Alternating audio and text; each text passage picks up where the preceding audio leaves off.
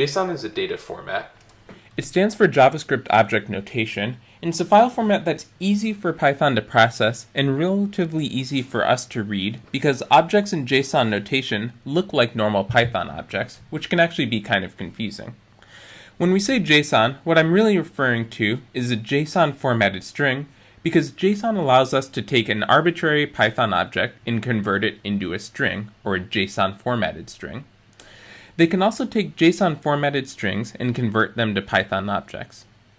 JSON is frequently used by Internet APIs, and we'll use JSON frequently when reading and writing files, because when we read or write a file, then the data that we need to read or write is a string.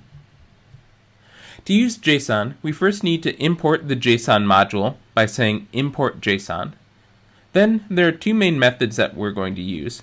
There's json.dumps, and dumps accepts a Python object and dumps out a JSON formatted string. And there's json.loads, which takes in a JSON formatted string and loads it into a Python object.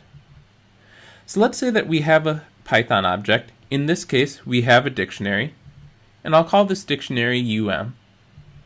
If we call json.dumps on UM, then we're dumping a JSON formatted string shown here. And note how much this string looks like a dictionary, but it's not. It's just a JSON formatted string, and we can tell by the fact that it starts and ends with quotes. Now let's suppose that I have this JSON formatted string and I call it umstr. Again, it looks like a dictionary, but it's a string, so if I try to do something like print out umstr sub founded, then I get an error because I'm trying to index founded into a string. Instead, I need to call json.loads and convert it into a dictionary.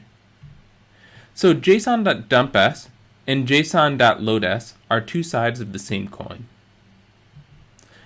So JSON is a format that allows us to convert arbitrary Python objects into a JSON string notation that often looks like a normal Python object. We'll use it frequently with files and with Internet APIs.